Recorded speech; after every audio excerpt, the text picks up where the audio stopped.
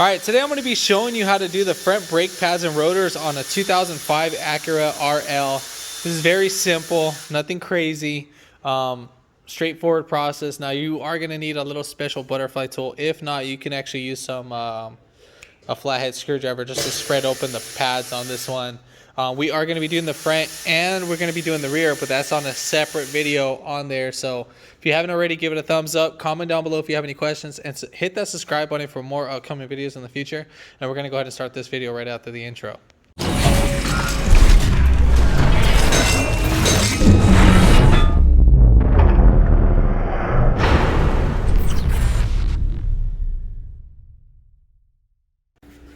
All right, first things first, jacking up point. We need to go ahead and jack up the car from the front. We're gonna jack up right here on this point.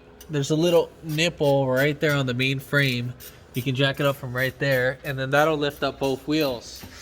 And then as for jack stands, you can actually put the jack stands right here on the lower subframe and so forth.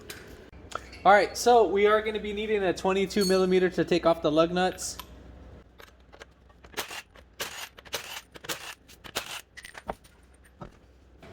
All right, so now when we're taking off the caliper, keep in mind, do not, and I mean do not touch these bolts. You don't need to take these off. This is not to spread out this caliper. If you already did that, you need to bleed out the whole system, and you need to replace the O-rings that are in the caliper itself. So you can get the O-ring kit from the dealership itself, or you can go to Harbor Freight and get the O-rings right there. So just keep in mind on that. So now what we need to go ahead and do, we can either spread the pads right now, so take these off, and you can spread them with the screwdriver and just to separate them apart. Now for the most part, we have these little pins we can pop out from right here. So right here we have this little pin, so we need to pull these out. So right here, we're gonna go ahead and just squeeze up this, pull it right up, and just pull it back just like that. And now we can go ahead and pull this tab out just like that. And so now we have these pins that go through the caliper right here. So we're just gonna go ahead and pull these back. If they have a hard time coming out, you might need to just tap on it something with a hammer. But these ones are actually pretty easy. So we'll just spin this right out. Now there is no right or wrong from top or bottom. They're all both the same. So once you pull out the bottom one, these should fall right out. And there we have it. The pads will come out. As you can see, the pads are pretty worn down. So again, at this point, if you wanted to, you can get a flathead screwdriver. I'm replacing the rotor, so I don't really care. You can catch these and just pry them right back. So as I'm doing this, it's compressing the caliper surely but slowly, as you can see right there. So that's one way to do it, is you'll get your flathead. Now it's not gonna compress right away. You need to do this pretty slowly and just pry it right in. Now obviously once you compress one side, the other side is gonna start compressing in pretty too, or it's gonna start compressing back, that the pistons are gonna be spreading out. So again, as we do this, you can see the other pad, it's moving now. So again, you can do this, but what you can do is you can put like another flathead or something, another screwdriver, and then, you know, try to compress them both at the same time. What I have the special tool for that, I'm just giving you guys an example for that.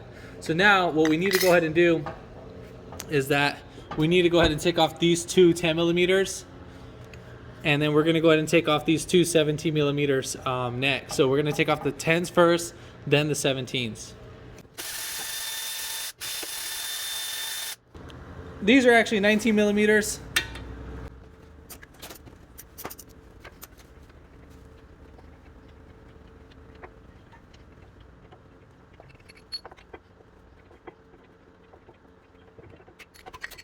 For the caliper, we're just gonna hang it right in here over the axle.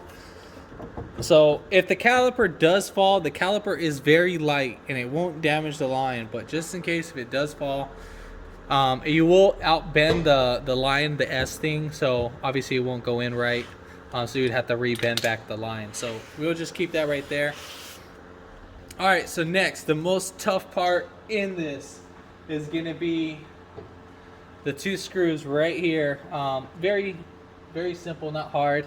What you're gonna need is a Phillips number 2, so PH2, and then I would use the extension on the PH2, and then we're gonna actually make sure we're gonna put this right here, and then you're gonna get a hammer, and we're gonna loosen it at the same time. So I'm loosening right now, and I'm gonna be tapping it. So I'm putting lefty loosey right now. So I'm putting a little pressure, but I'm not trying to fully turn it. So I'm just gonna be tapping on here as I'm doing that. So I already spent that out. And then same thing right here. And then we already loosened all that. All right, so next, you need to pay attention to how rusted this area is. So I have a very light rust, and it's pretty smooth. So if it was very rough, then I would get like a wire brush and then clean all this out. But again, this is just dust rust, so nothing to worry about. So now we're ready to put in our new rotor.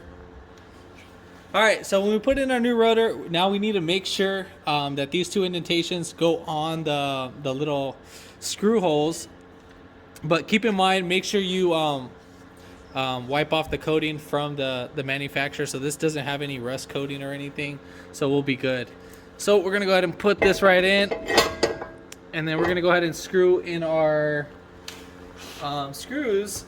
Now, if you strip these screws and you had to drill them out, it's not the end of the world. You don't need these. These are just meant for assembly purpose at the dealership, just to keep in the rotors during assembly line. So we're gonna go ahead and screw these in. All right, so we're gonna bring our caliper. We're gonna sit it right over right here. So I'm gonna hold it with my hand. So basically what I'm gonna do is I'm gonna put a butterfly pad. You can actually rent this tool from AutoZone. You don't have to invest in one, but if you're gonna be doing this for a living, then I would recommend to get one. So mine wants to fit in there, so it should fit. I know Amazon sells one. I might post that up in the link.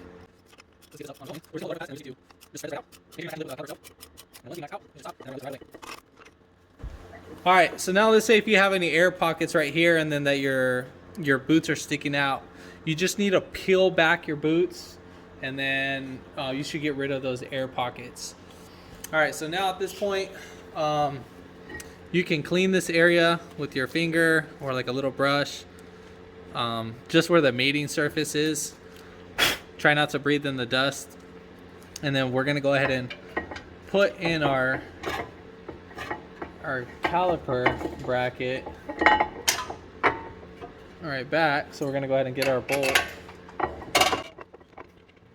We'll start off with the top one, and then we'll thread in the bottom one.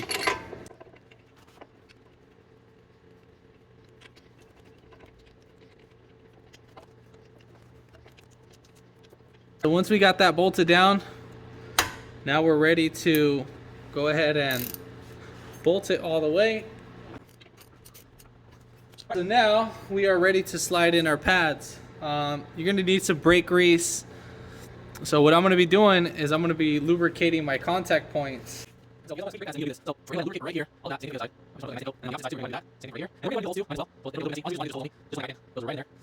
All right, so now we're ready to slide the pad in. Now there's a wear indicator, and you want the wear indicator to go on the inner pad, because obviously that's where most of our pressure is going to be. So we'll just wiggle that right in. Same thing for right here. We're going to wiggle that right in, and it should slide right in there. If you wanted to, now you can lubricate your guide pins too if you wanted to. That's all up to you. I mean, I still think I'm going to do it. So I'll just lubricate just only certain contact points on that. So we're just going to lubricate the middle, just depending on where it's going to land.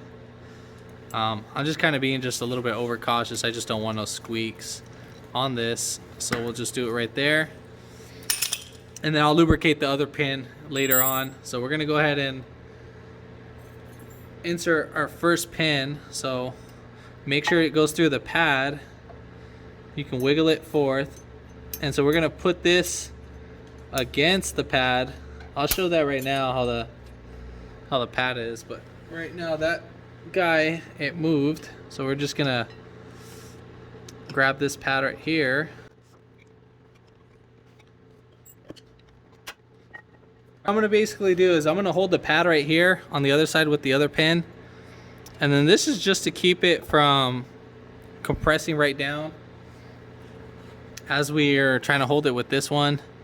So again, we're gonna go ahead and put this right here, and obviously we need to push down with this guy. So right here we're gonna push down with the pad. See how I'm pushing that with my finger, and then right there the pin's going right through. So once we get that going, on the other side I'm just gonna kind of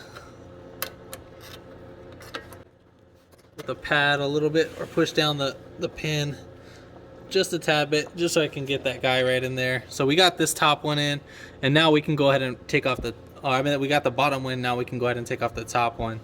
All right, so now we're gonna go ahead and insert the top one. We're gonna go ahead and lubricate. All right, so now we're gonna go ahead and same thing, push down,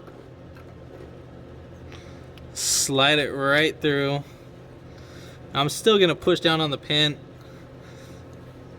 and so forth. I'll just push right here. I'm just gonna pry it just a tad bit back, just to move up the pad. So once we get the pin in there, we can go ahead and tap it right in. Make sure we're tapped in on both ends. All right, so now as for this piece, obviously the guide holes aren't gonna be in there. So what we're gonna go ahead and do is that we're gonna get with this guy right here. We're gonna poke in the holes, and then we can move that. So we're gonna go ahead and move both of them towards each other and so forth. So we're gonna go ahead and, well, this wants to be face down. So these little pins right here need to be facing up. So what we're gonna go ahead and do is that we're gonna turn it right over. So I just wanna make sure both pins are pretty ideal near each other. So we're gonna go ahead and put in both pins. So we got both of them in, and then now we are ready to push. Let me get this guy right in, and then we'll just push it right in there, and then there we have it. We got that in, and we're pretty much ready to go ahead and install our rotor. All right, so now we're ready to put in our wheel.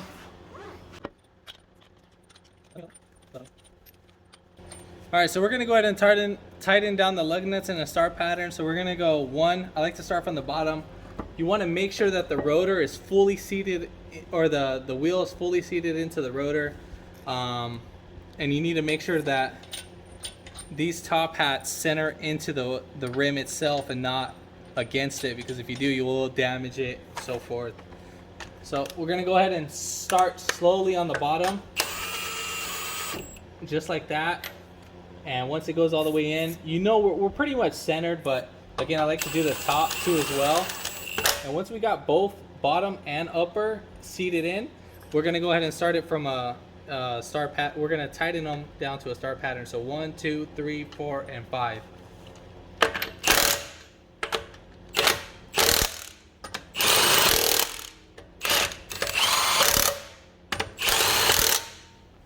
And then there we have it. If this video helped you out, give it a thumbs up, comment down below if you have any questions, and hit that subscribe button for more upcoming videos in the future, and thanks for watching.